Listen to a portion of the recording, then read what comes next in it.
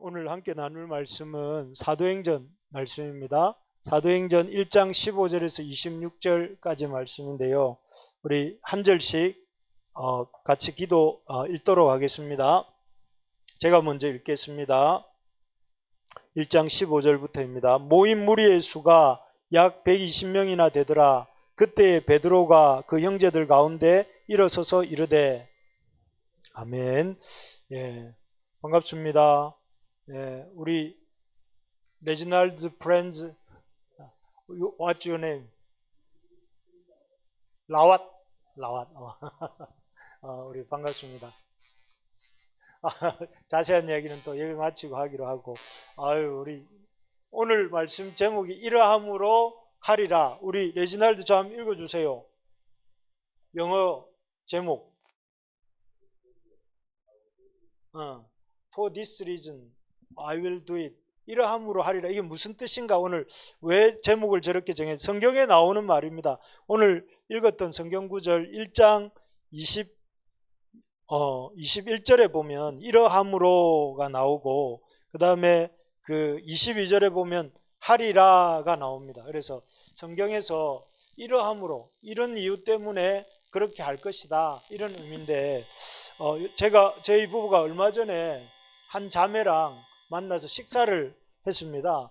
식사를 하는데 이제 뭐 이런저런 대화가 오고 갔겠죠. 하다가 이제 결혼 얘기가 나왔는데, 그 자매가 하는 말이 결혼 언제 할 거냐 뭐 이런 얘기를 우리가 했는데, 하니까 지금도 힘든데 굳이 이런 단어를 많이 쓰더라고요. 굳이 우리가 결혼을 할 필요가 있는가, 또 자신은 결혼할 필요를 못 느끼고 굳이 결혼을, 지금도 괜찮은데 결혼을 해서 상대방의 그 걱정 근심까지 내가 굳이 더 이렇게 할 필요가 있겠는가 하면서 결혼을 왜 해야 되는지 잘 모르겠다, 내지는 지금은 안 하고 싶다, 뭐 이런 얘기를 하는 것을 들었습니다. 그런데 이제 그 자매만 그런 게 아니고 요즘 청년들하고 이렇게 대화를 해보면 이 자매하고 비슷한 생각을 하는 걸 많이 이렇게 느끼게 됩니다. 그래서 하는 얘기들이 굳이 돈도 많이 들고, 또 지금 시대도 점점 어려워진다고 하는데 이렇게 굳이 결혼을 해야 되는가 라고 생각을 합니다. 여러분들은 어떻게 생각하십니까? 여기 결혼을 아직 안 한 분들, 우리 황님이나 우리 여 앞에 있는 세한이나 샘이나 예주나 아직 뭐 그런 생각 자체를 아직 안 할 수도 있겠지만, 결혼 비슷한 생각이지 않을까 싶습니다. 비슷한 생각인가요? 아닐 수도 있는데 대체적으로 요즘 청년들이 그런 생각을 많이 하는 것 같습니다. 아닌 게 아니라 요즘 우리가 살고 있는 사회의 트렌드도 그런 것 같습니다. 결혼과 같은 중요한 문제뿐만 아니라 이렇게 그 다른 문제들도 이렇게 그 결정을 할 때 큰 기준이 세 가지 정도가 되는 것 같아요. 첫 번째, 돈이 많이 든다, 아니면 돈이 없다, 돈 벌기가 어렵다, 이런 돈이 첫 번째 기준이 되고, 두 번째는 앞으로 우리가 살고 있는 시대가 너무 어려워질 게 뻔하다, 혼자도 살기 힘들다, 앞으로도 어려워질 건데 굳이 아이를 낳아야 되는가, 굳이 결혼을 해야 되는가, 굳이 뭐 이런 이 두 번째 기준이 시대 상황이고, 세 번째는 이런 거, 몸이 그거 하면 얼마나 귀찮은가, 몸도 귀찮고 마음도 귀찮고 힘들다. 그래서 대략적으로 이런 제일 첫 번째가 이 재정적인 것, 두 번째가 시대가 우리가 살고 있는 시대가 점점 어려워지는데 그걸 해야 되나 말아야 되는 기준, 그 다음 세 번째가 이 몸에 대해서 건강의 문제를 얘기하는 것 같습니다. 그런데 사실 이런 문제는 우리나라만 그런 것이 아니라 전 세계적으로 인구 사는 것이 지금 수축 시대라고 하잖아요. 점점 과거에 그 어떤 팽창 시대에서 지금은 수축 시대로 바뀌어서, 이제 옛날에는 뭐든지 이렇게 여유가 있고 좀 발전하고 이런 가능성이 있었다면 이제는 자꾸 이제 여유가 없고 줄어드는 시대다. 그래서 사람들이 이런 것들에 대해서 우리나라뿐만 아니라 외국인들도 민감한데 특별히 우리나라가 그런 것 같습니다. 그래서 예를 들면 이런 거죠. 실제 미국의 어느 퓨 리서치라고 하는 그 여론조사 기관이 전 세계 17개 경제 선진국 17개 나라를 대상으로 18,000명의 대상으로 설문조사를 했는데 그 17개국 사람들이 삶에서 가장 가치 있게 생각하는 것이 무엇인가 이렇게 조사를 하니까 뭐가 나왔느냐 하면은 그 첫 번째 한국 사람들은 1위가 물질적 행복, 돈이 있어야 된다. 이게 1위로 나왔다고 해요. 한국 사람들은 머니죠, 머니. 이게 1위인데 근데 나머지 나라들은 1위가 이게 아니었다는 거예요. 17개국 중에 14개국은 이게 1위였는데 이게 뭘까요? 행복. 행복인데 좀 다르게 표현하면 가정이 1위였대요. 우리는 인생에 있어서 가장 중요하게 여기는 가치가 뭐냐면은 가정이다. 이렇게 14개국 사람들은 대답을 했는데 유일하게 한국 사람만 우리는 돈이다. 이렇게 되어 있는 거죠. 그래서 뭐 다른 나라도 순위권 안에 5개 순위권 안에는 돈이 들어가 있긴 했는데 유독 한국만 그것이 압도적 1위. 나머지는 뭐 14, 15 뭐 이런 프로테이지인데 이 돈에 대한 건 한 30% 가까이 되는 이런 것을 보면서 참 한국 사람들이 이런 책에서 어떤 구절이 한국 사람들에게 돈이 아니고 종교다, 종교. 이게 종교라는 말은 무슨 말이냐면은 섬김의 대상이라는 거죠. 그것에 대해서 그것이 아주 삶의 가장 중요한 가치가 되어서 돈에 의해서 인생이 움직이는 그런 존재가 돈이라는 거예요. 그래서 굉장히 참 그런 아주 특별한 이런 조사가 있었는데 이런 걸 보면서 우리 주변의 사람들의 가장 큰 가치관이 뭐냐면 돈이라는 돈. 그래서 돈에 의해서 출산이든지 결혼이든지 또는 아니면 육아라든지 아니면은 직업이라든지 이 모든 것들을 선택할 때 기준이 이 물질이 첫 번째 어떤 선택과 판단의 기준으로 올라간다는 거죠. 그래서 앞에서 본 어떤 자매를 포함한 우리 청년들 대부분이 믿는 청년들이라 할지라도 일반인들하고 똑같이 그렇게 생각을 하는 것입니다. 그런데 여러분 만약에 이런 것들이 만약에가 아니라 실제로 이런 것들이 우리 삶의 중요한 가치 기준, 선택과 판단의 기준으로 작용하고 있는데 그렇다면 이것이 선택과 판단의 기준이 되는 게 과연 옳을까요? 옳지 않다고 우리가 생각을 하는데 무엇보다도 이것이 옳지 않다는 걸 보여주는 게 오늘 읽었던 본문에 나왔던 유다라고 하는 사람의 모습에서 볼 수 있지 않습니까? 이 유다가 어떤 사람입니까? 예수님을 은 30에 팔아넘기잖아요. 은 30에 팔아넘기고 그것이 나중에 참 마음에 찔려가지고 후회가 되어서 결국 불행한 선택을 하는데 여기서 이렇게 우리가 생각해 볼 수 있는 게 돈이라는 것이 가치 중립적인 것 같잖아요. 돈을 사실 중요하고 돈에 대해서 우리가 많이 참 공부하고 또 배우고 돈을 잘 다루어야 되는 게 맞는 것 같습니다. 이걸 전제합니다. 내 돈에 필요 없다거나 그런 것이 아니라 돈은 가치 중립적인 것이지만 돈에는 뭐가 있느냐면은 그 돈에 집착하다 보면 돈에서 뭐가 나오냐면 탐심이라는 게 탐욕이라는 게 나오고 탐심이 나오게 되면 그때부터는 돈에 집착하게 되고 돈이 결국은 강력한 힘을 발휘해서 돈에 의한 돈의 인생을 살게 만들어요. 그래서 나중에는 이 돈이라는 것이 마치 유다가 예수님을 버리고 은삼십을 택한 것처럼 나중에는 처음에는 돈은 가치 중립적이지만 나중에는 이게 인생의 주인처럼 되어서 돈 때문에 목숨을 버릴 수도 있는 그런 선택을 한 것이 된다는 것이죠. 그래서 이것이 돈이라는 것은 우리 삶의 가치일 뿐인데 그것이 하나의 숭배의 대상으로 가는 것이기 때문에 이것을 판단의 제1우선순위에 둔다는 건 위험하다 하는 것이죠. 두 번째로 보면 여기 시대 상황과 몸이라는 것도 그렇습니다. 시대 상황은 어떻습니까?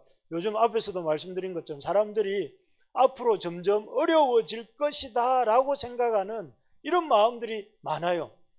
실제로 시대가 그렇게 돌아가자 미국과 중국이 저렇게 패권 다툼을 하는 이유가 뭐예요? 이 적은 파일을 가지고 서로 나눠 먹어야 되는 시대가 되니까 서로 많이 차지하려고 미국은 중국을 견제하고 중국은 견제당하지 않으려고 하다가 보니 지금 이런 국제적인 그런 갈등이 형성되는 거잖아요. 그리고 이 러시아가 우크라이나를 침공하는 것도 그런 어떤 자기 것 아닌 파일을 늘려보려고 전쟁을 벌이는 거잖아요. 이런 것들이 사람들 마음속에 있다 보니까 앞으로 계속 어려워질 것이다. 여러분 그렇게 생각하죠? 그런데 어려워질 거라고 생각하는 게 틀리다는 것은 아니지만 계속해서 지금도 어렵지만 이전에도 어려웠고 계속해서 어려워왔는데 그런 생각 속에 우리가 한번 전망을 어둡게 보기 시작하면 모든 게 어두워 보여요. 안 될 것이다. 힘들 것이다. 문제가 생길 것이다. 아플 것이다. 나는 이 상황을 못 통과할 것이다. 이렇게 생각을 하게 되고 나중엔 그렇게 되면 선택도 제대로 못해요. 항상 우리의 손이 떨리고 마음이 떨려서 선택도 못하게 됩니다. 그래서 저는 올해 말씀 제목도 여호와의 손이 짧으냐. 여호와는 그런 것들을 이렇게 짧지 않고 하나님의 권능이 크시기 때문에 힘이 있으신 분이기 때문에 이런 문제들을 풀어가실 수 있는 분이라는 거죠. 그리고 그래서 여기 에베소서 2장 2절에 보면 뭐라고 말을 하냐면 이 시대의 어떤 전망에 어둡게 보고 예견하고 있는 그런 어떤 사회과학자든지 경제학자든지 미래학자들의 전망 이면에는 그 전망과 아울러서 이런 것들도 있다는 거예요. 지금 불순종의 아들들 가운데서 뭐가 역사한다고요? 영이 역사하는 영. 공중의 권세 잡은 자의 영이 역사하는 거죠. 우리가 자꾸 이렇게 과학 시대를 살다 보니까 영적인 것에 대해서는 좀 왠지 비과학적인 것처럼 생각하지만 사실은 우리를 이런 어떤 우리의 생각을 영향을 주고 있는 영적인 존재들이 성경은 분명히 있다고 얘기를 하잖아요. 그 영적인 역사들 가운데 우리의 전망을 계속 어둡게 보게 만들고 그렇게 되면 결국 어떻게 되냐면은 하나님의 백성이지만 이런 악한 세상의 영들의 생각을 따라가면서 결국 어둡게 생각하고 걱정하면서 우리에게 주신 하나님이 주신 정체성이 뭐냐면 빛과 소금의 역할을 하는 것인데 그런 역할을 못하게 되는 것이죠. 그래서 참 이런 기준을 따라 이 돈이나 시대 상황이나 몸은 마찬가지. 몸은 우리의 육체라는 것은 변덕이 아침에 다르고 저녁에 다르고 그렇잖아요. 아침에는 막 이렇게 교회 나올 때 여러분 어땠습니까? 오늘만 좀 집에서 예배 드리면 안 좋을까? 꼭 교회를 가야 되나? 이런 생각 막 들 때가 있는데 오고 와서 말씀 듣고 교제하고 돌아갈 때는 어떤 생각이 듭니까? 아침에 그런 생각을 내가 했나? 이런 생각이 들잖아요. 왜 그럴까요? 몸이 그렇게 변덕이 있어요. 변덕이. 이렇게 몸의 편함이. 그런데 이런 것들이 기준이 되면 안 된다는 것이죠. 그래서 우리는 어떤 기준과 근거로 12번 여기 오늘 본문에 보면 12사도가 유다로 인해서 빈자리가 생긴 12번째 사도의 자리를 채울 때에 이렇게 선택하는 기준과 근거에 대한 얘기가 나오는데 레지날드 한번 읽어주세요.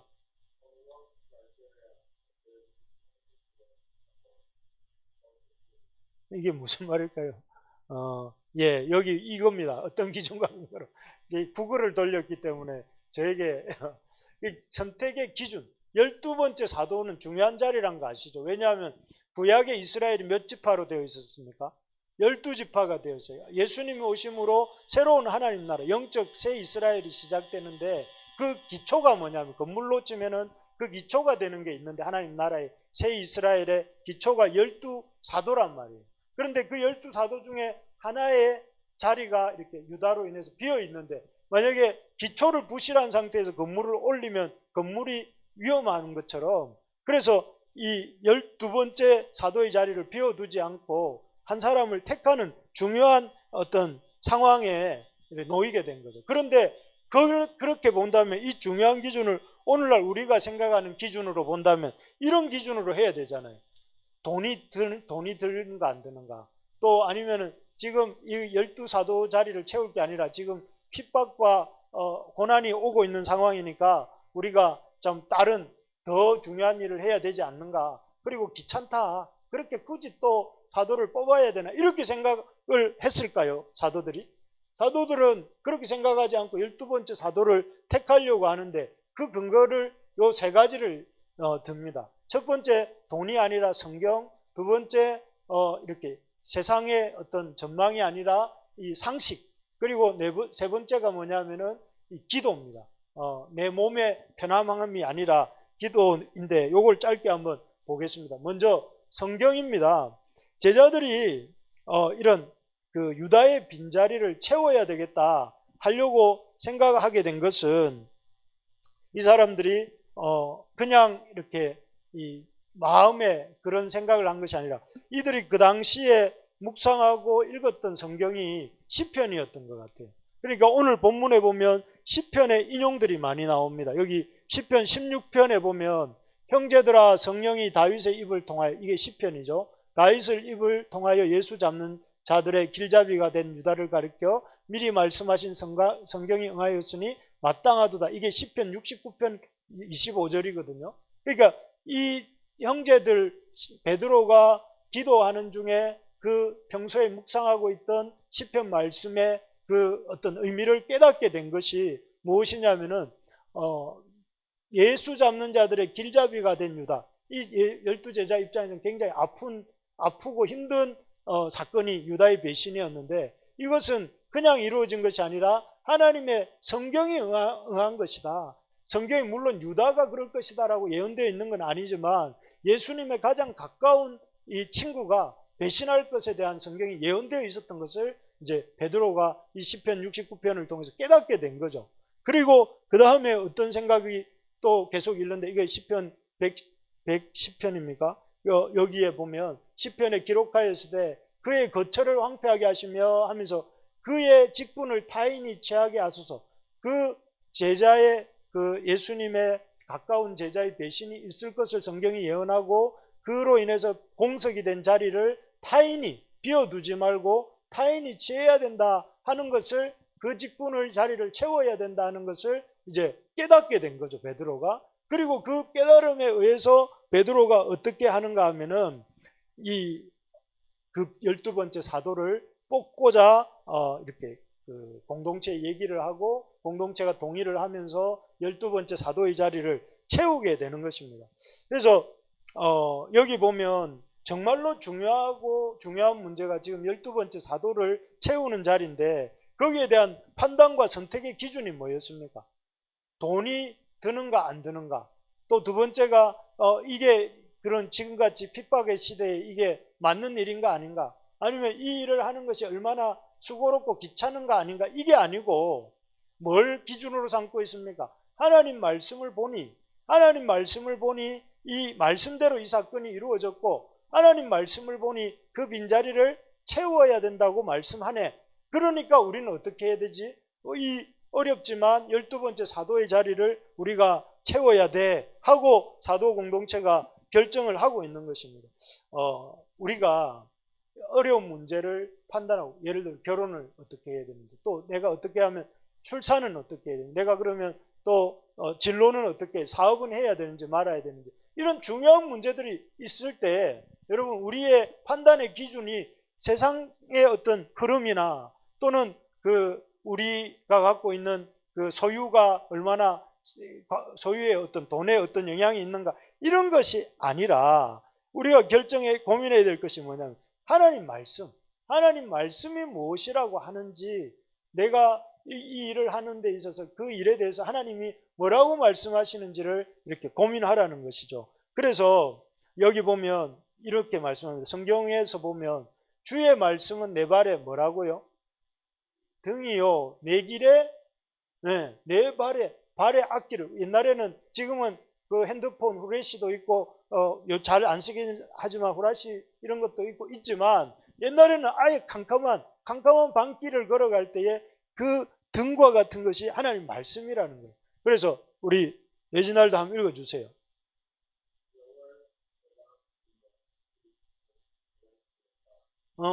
예수님의 그 하나님의 말씀을 등이라고 이 시편 다윗을 통해서 하나님이 우리에게 이렇게 알려주시는 거잖아요. 하나님 말씀이 등이라고 여러분 동의하십니까? 내 발의 등이요 내 길의 빛이라고 생각하십니까? 그러면 어떻게 해야 되고, 내가 내 인생길을 걸어갈 때에 이 말씀으로 그 일들을 어떻게 해야 되는지, 예를 들면 우리가 어떤 문제로 고민할 때에, 어떤 문제로 힘들어할 때에 그 문제에 대해서 하나님이 뭐라고 하시는지에 관심을 갖고 그것을 이렇게 하나님 말씀을 보면서 하나님이 주시는 응답을 기대하면서 그것을 붙들고 이렇게 살아야 되는 거예요. 그게 그 우리가 믿는 자의 하는 거죠. 그럴 때 어떻게 한다고 하시냐면은, 우리 한번 같이 읽어볼까요? 시작. 너는 범사에 그를 인정하라. 그리하면 내 길을 지도하시리라. 우리가 그분을 인정하면 그분이 우리의 길을 그냥 네 알아서 해라, 귀찮게 하지 말고, 이렇게 말씀하시지 않고 어떻게 하신다는 거예요?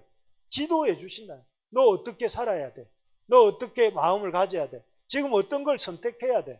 이거를 성경이 말씀해 줘. 그래서 He will direct your path. 네가 어떻게 가야 될지를 이렇게 보여주신다는 거죠. 그래서 우리가 중요한 것이 하나님의 말씀대로 이렇게 말씀의 기준을 가지고 우리의 삶의 길을 깨닫게 해달라고 이렇게 강구하고, 그래서 이게 중요한, 이렇게 하려면 뭐가 필요하냐면 우리가 늘 우리의 일상사가 말씀의 맥락 속에 있어야 돼요. 어느 날 갑자기 내가 이렇게 평소에는 안 보다가 이렇게 성경을 내가 어려우니까 봐야지가 아니라 꾸준히 하나님의 말씀을 읽다가 이 사도들이 시편 말씀을 읽는 중에 이 오순절 그 시기에 그들의 어떤 기도와 그들의 간구에 응답이 온 것이 시편 말씀을 통해 온 것이란 말입니다. 그래서 우리가 늘 매일매일의 주님과 동행하는 말씀 읽기의 삶이 있어야 되는 거예요. 그게 짧은 구절이든 긴 구절이든 꾸준히 맥락 안에, 성경의 말씀의 맥락 안에 있는 것이 맥락적 사고를 하는 게 중요합니다. 이걸 뭐 어렵게 말하면 우리 박윤선 목사님 같은 분은 이걸 계시 의존적 사색을 해야 된다, 이렇게 말을 했는데, 그런 어려운 말 말고 그냥 좀 쉽게 성경의 맥락 안에 우리가 살아야 된다 하는 것이죠. 두 번째로 보면 상식입니다. 영어로 보면 common sense, 맞죠? 상식, 일반적인 상식인데, 여러분 두 번째 기준으로 사도들이 12번째 사도를 다시 뽑는 것을 뭘로 삼았느냐 하면은 예수님의 그 오신 날부터, 요한의 세례로부터 예수님께서 이렇게 올려서 가신 날까지, 승천까지 우리 가운데 출입하실 때에 우리와 함께 다니던 사람, 그 사도가 12번째 사도가 될 사람의 기준이 뭐냐면 예수님의 그 세례부터 승천까지를 목격하고 우리와 함께 했던 사람이다. 합리적이잖아요. 왜? 그 사람은 뭐 할 사람이니까?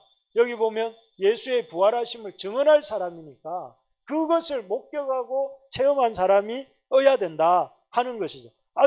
이게 아주 신비적인 게 아니라 상식적인 거, 상식적이고 합리적인 기준을 가지고 얘기를 하고 있는 것이죠. 그래서 우리가 삶을 중요한 선택을 할 때 중요한 게 뭐냐면 이런 합리적 기준과 상식을 가지고 선택하는 것이 맞다 하는 것입니다. 우리가 그런데 이런 합리적 기준과 상식은 어디서 오는 걸까요? 커먼 센스는 어디서 오는 걸까요?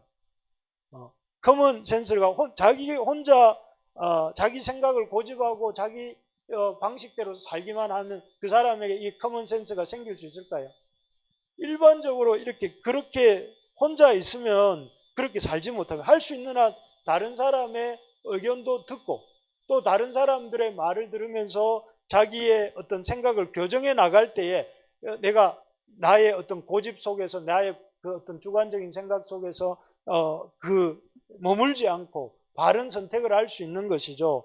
그래서 여러분 요즘 컴퓨터가 계속 AI가 발전하는 이유가 뭡니까? AI가 발전하는 이유가 딥러닝이잖아요.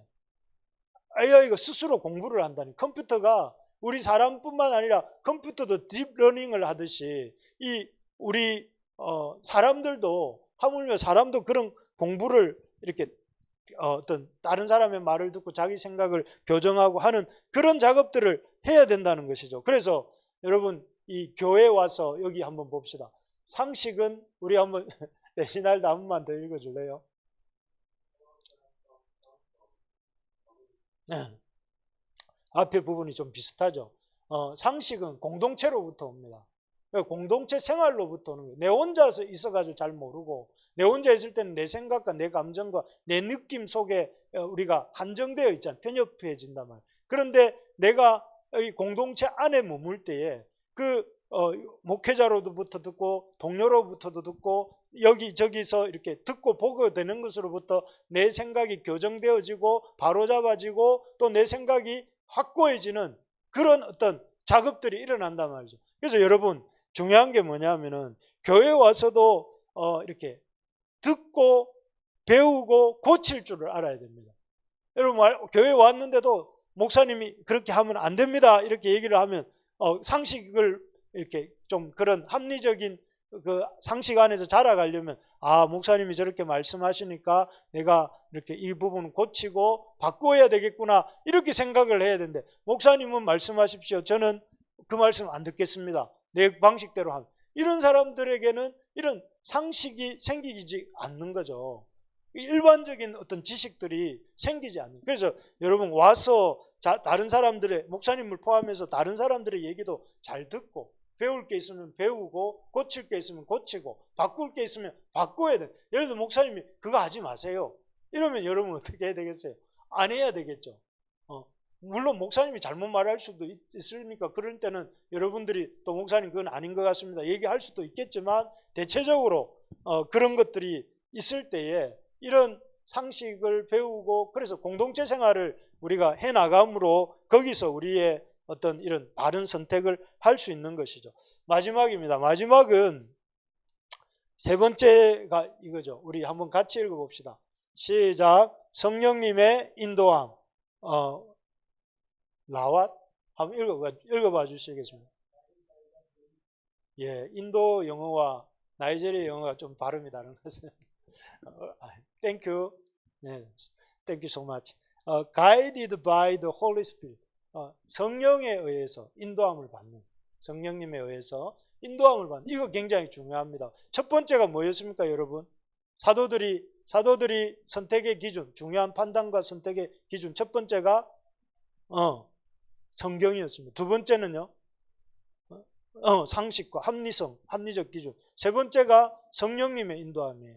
성령님, Holy Spirit, the Holy Spirit이 어떻게 우리를 이렇게 지도하시거든요. 그래서 여기 보시면 우리가 아까 본 것처럼 성경이 무엇이라고 말씀하신가? 바이블, 성경이 뭐라고 성경이 그래서 우리에게 주신 거잖아요. 성경을 그래서 성경 맥락 안에서 우리가 살아야 된다. 두 번째, 예수님의 생애와 부활. 그래서 이 카만센스, 예수님의 증인을 뽑으니까 증인으로서 예수님을 목격한, 생애를 목격한 사람을 해야 된다는 거죠.